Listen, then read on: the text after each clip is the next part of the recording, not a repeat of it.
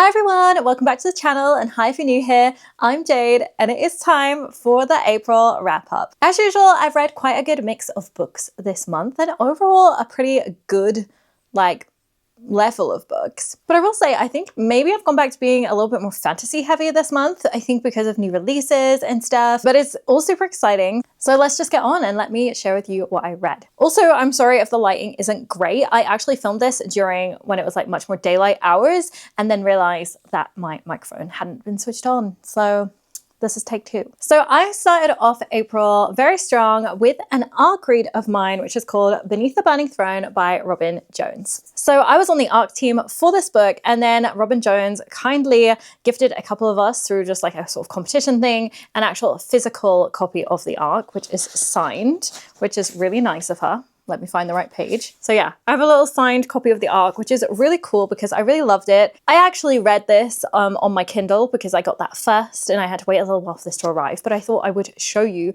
the physical copy because it's really cool. And if you can tell from the 4.5 star rating, I really enjoyed this. This is the first book of a new upcoming romantasy series, but this is actually out super soon. It's on the 12th of May, so keep an eye out. But what is it about? We follow a prince called Owen, and he has been tasked with finding something that has been stolen from the royal kingdom. So he has been tasked along with his entourage to go and track down this prophecy and find out who stole it. They suspect that it was an obscurum that stole it, and an obscurum in this book is such a cool concept. I guess it's our like monster of the story, and it's kind of like this like shadow monster type thing. And while they are out looking for this obscurum that potentially could have stolen this prophecy, they stumble across a woman who's just laying there in the woods who is seemingly dying. And they save her, but she doesn't seem to have really a recollection of who she is.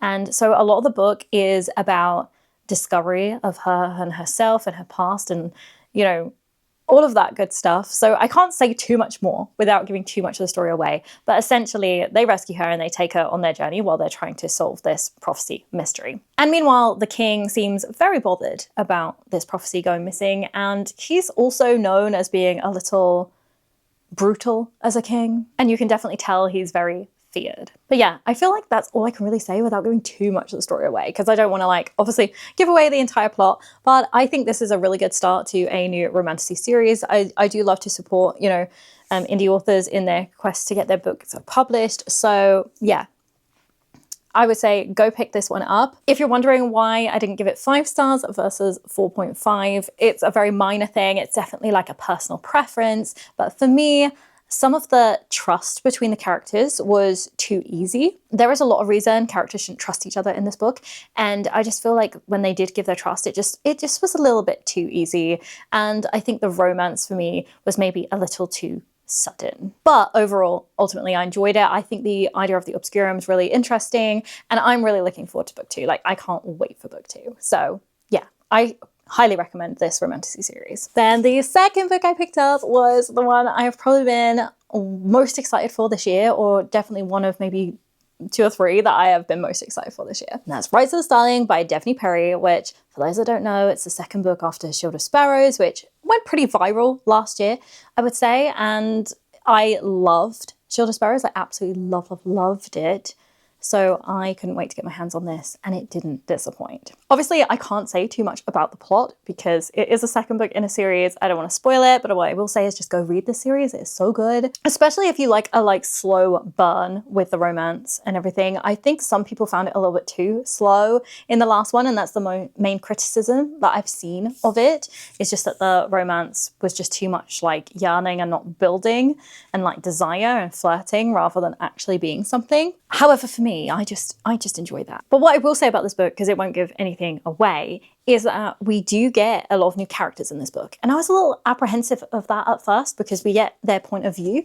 And I was like, do I want to be reading this deeply about other characters when I'm so invested in Odessa and Ransom, our main characters? So I was like, I don't know if I want that. But actually, I really enjoyed the other story that in here that intertwines with these new characters, and there's some really good twists throughout the story. You know, I'll say that. That's not giving anything away. And yeah, that's kind of all I can say, but so good. If you haven't tried this series yet and you love your romantasy, go do it. And then the third book I read was Kingdom of Ash. So I finally finished the Throne of Glass series. I will say I did procrastinate on it quite a lot because I read ACOTAR in 2024. And then I made it my goal to read Throne of Glass during 2025, which, because I got it for Christmas 2024. Started it, really made good progress with it, but then probably slowed down a bit, was really focused on my other books that I wanted to read. And honestly, I didn't feel too pressed to get this finished.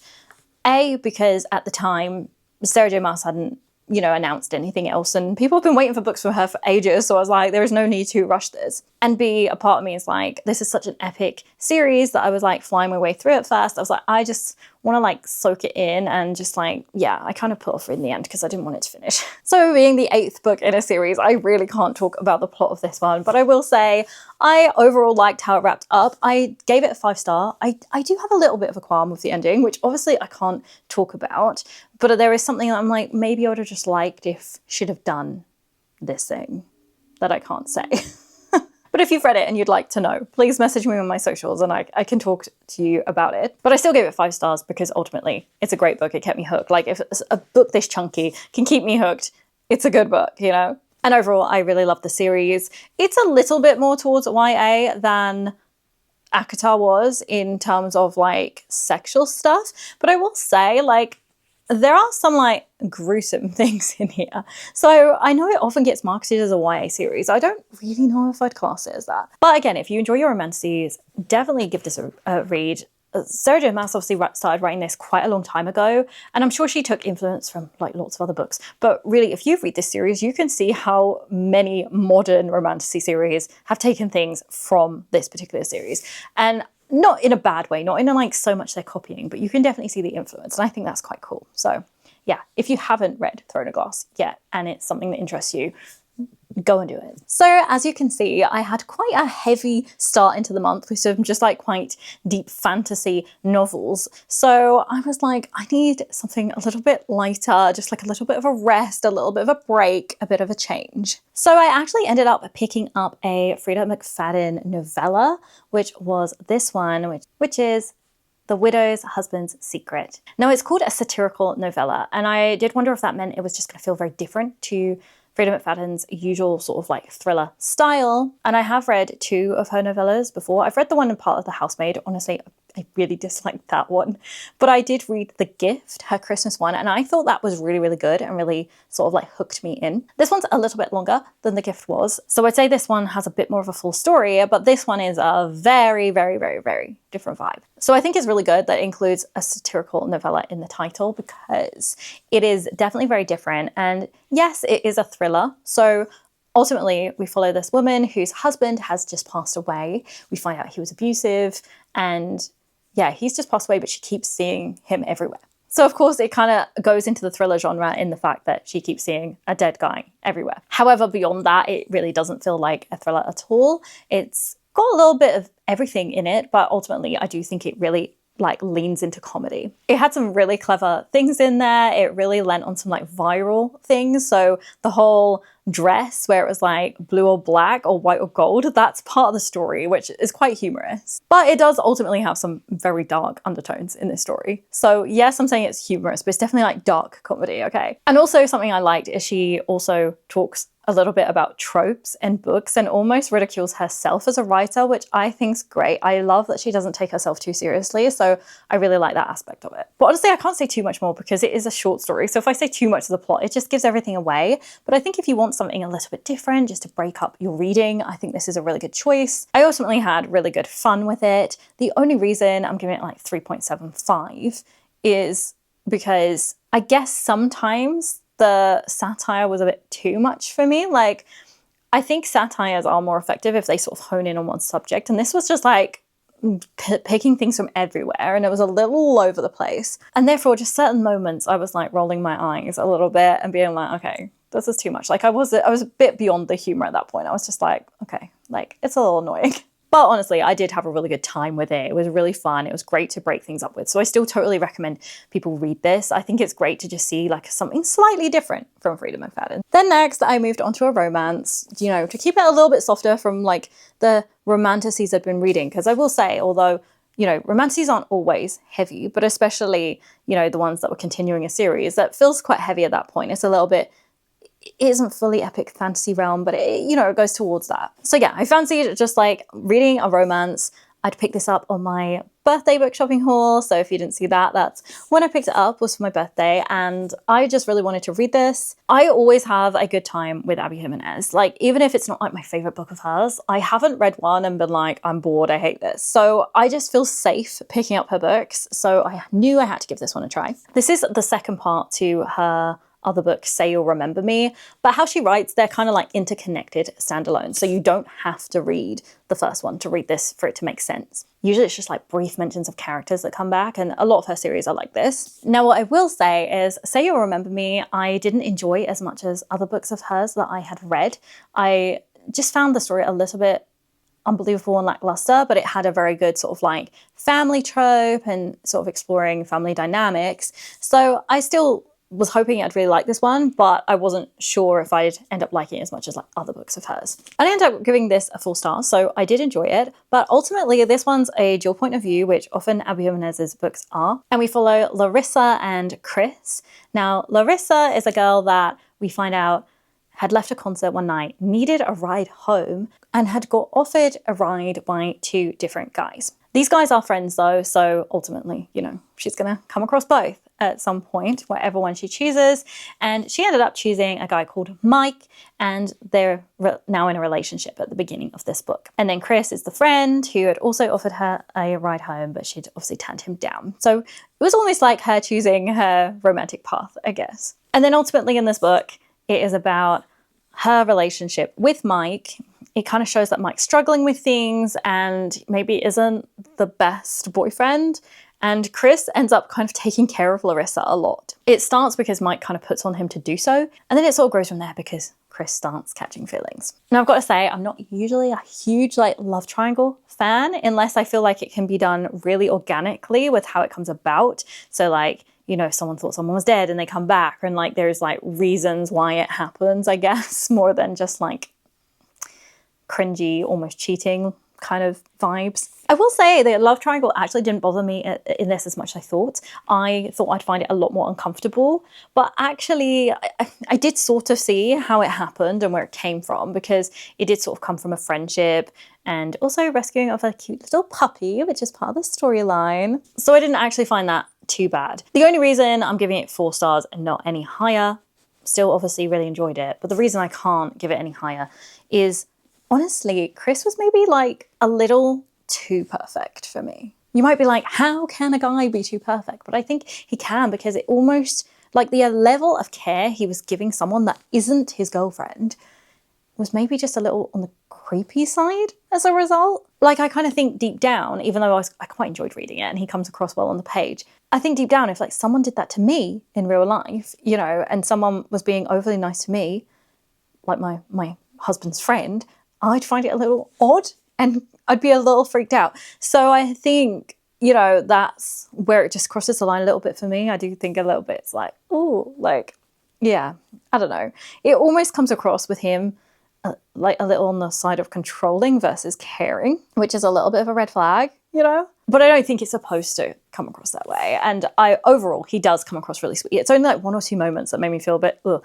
Other than that, he comes across really sweet, and you can see that he's, you know, much more mature and in a better place than Mike is. So this is sort of her story, like navigating the 2 guys and ultimately seeing if she ends up with either of them or none of them, you know. So that's kind of what the story's about. And I think it's a great fun read, but yeah, just wasn't perfect for me, but I really enjoy it. So the next book I read on my Kindle, which was one of my book club picks, and that was Eternal Rain by Suzanne Peckham and Suzanne Valenti. I believe they are better known as the Twisted Sisters, but this is my first read of anything by them. So I'm just going to start by saying I gave it 4 stars at the time because I really liked the characters. I really quite enjoyed the way it was written. It really held my attention for what it was. But when I do think back, I'm like, actually not a lot happened in the story. So maybe I've been a little bit generous, but I think I gave that because I am invested to continue the story. So this is another book from a dual point of view, but what's really cool about this one is we're following 2 sisters, and I think it's quite refreshing if you get mixed POV,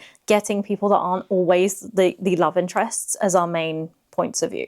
So we get 2 sisters, Callie and Montana, and they are living in, I guess you could say, like a sort of dystopian future world where vampires now rule, and humans are kind of at the bottom of the food chain. They are treated very poorly. They are sort of left very hungry, given minimal rations, living in awful conditions, and then they sort of donate blood to like keep the vampires going. So you could say it's a pretty miserable existence.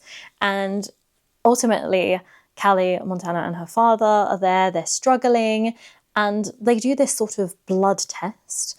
And this time it is Callie and Montana's turn to have their blood tested. Now, if their blood is found to be good, they get taken somewhere, and they don't know where. They've just seen people be taken before. And their dad is convinced that they are going to get taken, and they're convinced they're going to get taken, so they all decide to run away. However, it goes wrong very, very quickly.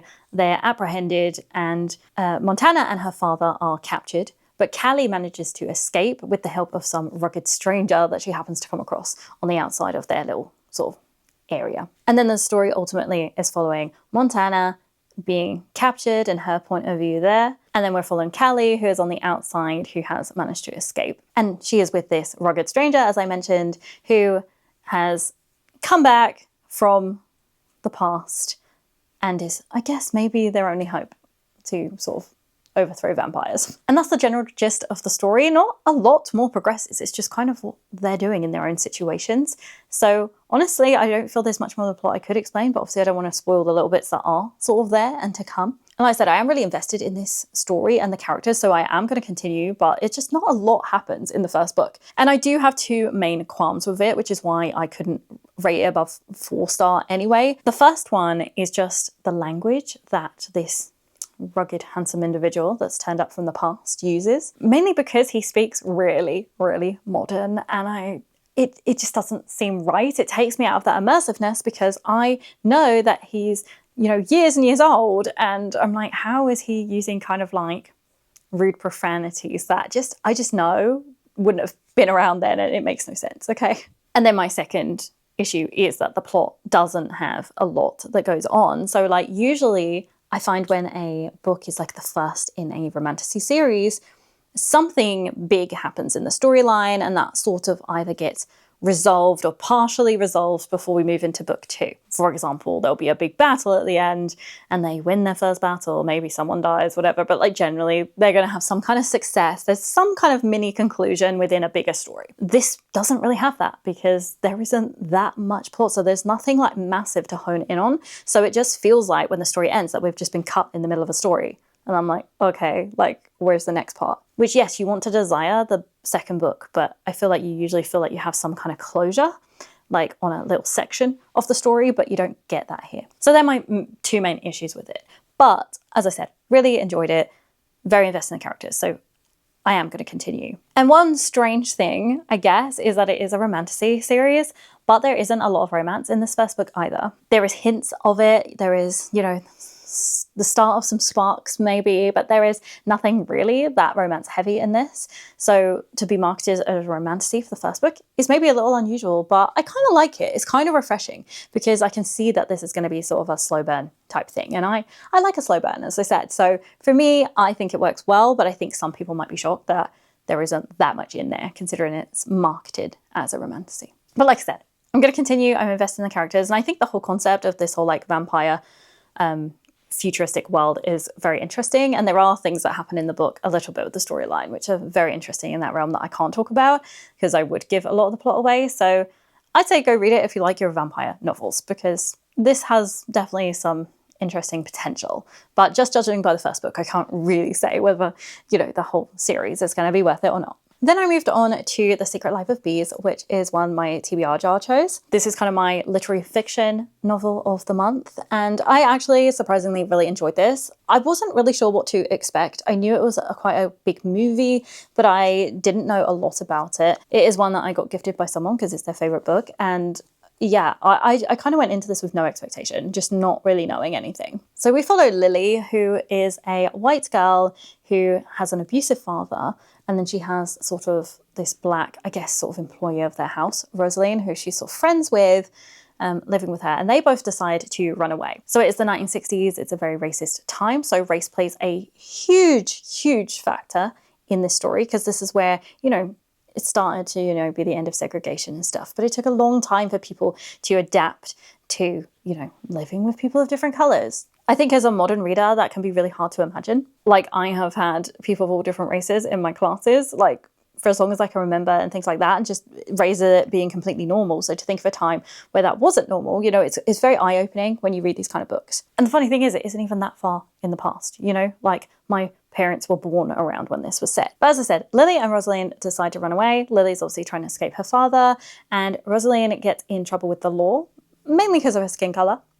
And Lily decides to break her out of jail and they run away. They have a bit of a heading because Lily has some old things of her mother's, and she found this sort of picture and believes that she's been in this particular town, and so sort of looks for this woman that potentially her mum might know. However, she's not really sure. They end up there. She doesn't really want to say anything at first, so they end up just getting taken in by this lovely woman called August and her family and living there. And they are beekeepers, so that's where the secret life of bees comes in, and it's just about them sort of discovering themselves, the past, and there's some stories set in like modern time, not just uncovering the past, which makes it very interesting as well. Like I said, race plays a huge part. There's also stuff to do with mental health, and it is quite a dark story ultimately, but also very heartwarming and about found family. And as you can see, I gave it 4.5 stars. I really enjoyed it. The only reason I can't give it 5 stars, I just wanted more of the bees. There are some beautiful scenes in this with them and the beekeeping, but it's very minimal, and I just felt like it could have done with a lot more of that. It acts as a very good sort of metaphor, and that was just like some of my favourite scenes, so I just wanted a little more of that, honestly. But a really good read. So I actually ended up reading all of my TBR jar prompt ones at the end of the month. So then we moved on to Red City by Marie Lu, which is definitely one of my top reads of the month, as well as Kingdom of Ash and Rites of the Starling. I had seriously high hopes for this book because I'd seen it mentioned a few times, and then someone on my TikTok, when I posted that I'd bought it, was like, oh, you need to tell me when you've read this one, it's really good. And they weren't wrong. Like, this book's great. I will say the first few chapters maybe were a little on the slow side for me, but in the end, like, as soon as all the alchemy stuff started, I was absolutely hooked into this book. So we follow 2 characters in this book. It is a dual point of view, but like third person. And we follow Sam and Ari, and they make friends at school. They're kind of outcasts, I guess you could say. They sort of create this strange friendship where they mainly connect through passing notes to each other. So you could say they don't fully get to really know each other in certain respects, but they just have this like somehow deeper connection. However, both are going through a little bit of their own hard time. We learn that Ari's been taken from his family and he's now here in this town, and then Sam is living with her mother, but they are struggling for money. And ultimately, both of them get hired by sort of rival gangs, I guess you could say. So there's these sort of gangs of alchemists, and they deal in something called sand. Sand is like a drug here. It enhances people's selves, I guess. So like the best parts of yourself, the worst parts of yourself, it all gets heightened if you take this drug. And the alchemists all create and deal in sand. So obviously you want to be like the better group, the group that's the most powerful, sort of like, it is kind of like mob mafia type of vibes. And so Ari and Sam, unknowingly to each other, end up working for rival gangs. Then when they leave school, they kind of disappear because they're now in this new lives of theirs. However, ultimately their paths are going to cross again because they're in rival gangs, and that's where the story continues. I can't say a lot more than that because it really will give most of the plot away, but it's so good. Like, honestly, I was just hooked. I loved the themes in this novel. It really explores the ideas of morally grey characters and corruption, you know, how no one's really innocent here. Like, most people have done bad things, but yet I still really feel for some of these characters and feel bad for them. And I'm like, why do I feel bad for these people that have done all these bad things? But somehow this book makes me still feel that. Like, it's a very emotionally shattering book in certain respects. And I think the way it does that is just so clever. And I was really invested in the story of the characters and just wanting to know what happens. So I am really excited for book 2. So it's a little bit different from a lot of fantasy novels I read, I guess, just slightly different on the side. Like, yes, it has romance, but I wouldn't call it a romantasy. I think urban fantasy definitely fits it much better. And so yeah, great concept. Definitely go give this one a read. And then my final read of the month was the last one that my TBR jar chose, which is The Second Chance Cinema by Thea Weiss. I had such high hopes for this book, I think because the whole concept just sounded magical to me, and it was on my most anticipated reads last year list, and it just sadly fell a little bit flat for me. I gave it 3.25 stars because I wasn't bored at all while reading it, and I still think the concept's great, but I just can't justify rating it any higher mainly because the characters really annoyed me. So we follow two characters, Ellie and Drake, who are engaged and sort of in the midst of their wedding planning. And they go out one night and they happen to stumble across this like pop-up magical cinema. They happen to take the chance and go in the cinema, and it is showing a movie called The Movie of You. However, when they enter it is playing their past memories, and obviously they're a little freaked out, very understandably.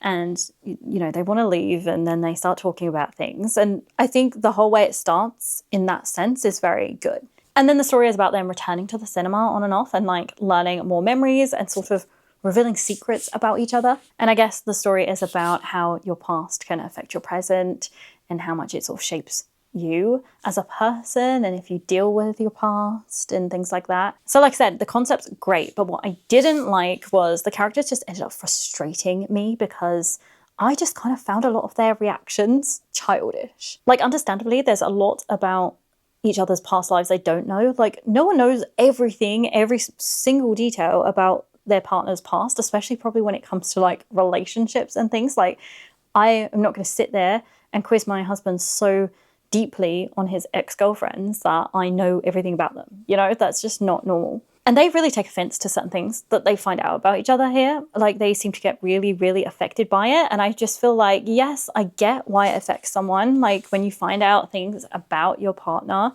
that you didn't know. But rather than just like talk it out, they just sort of act very childish. They shut down. There's one point where one of them walks out and I'm just like, oh, come on. Like, I feel like deal with this like adults. You're engaged. Like if you are really that deeply in love to be getting married, why are you letting this affect you so much rather than just like talking it through? And they come up with these like rules about things that happened in the cinema, stay in the cinema.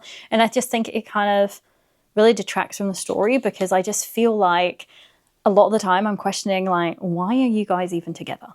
I don't feel the romance between them. So ultimately, I think I needed to be more invested in their relationship for this to be as effective, because by not being invested in them, like I just didn't really care about the characters. I feel like I needed more of them before they reached the cinema. It kind of dives quite quickly into them finding the cinema, and I think I needed to see them and like how happy they were and just how well suited they were for each other and how much love they had for each other. I think if I'd have had more of that at the beginning, I'd have been more invested to see how the cinema sort of like upset their relationship. But I think ultimately, because I just thought they were kind of childish about it all and immature, I just was like, oh, I don't care if they're together or not. I really don't. And therefore, I just think it lost a lot of its impact that it could have had. But I do think the whole movie theatre memory thing is a very cool idea. And there are some scenes that I really did love. I just think overall the story, I needed more from the characters. I needed to like them for this to be good. So yeah, not bad, but just disappointing compared to the high expectation I had for this novel. But a decent read. I wouldn't say don't read it.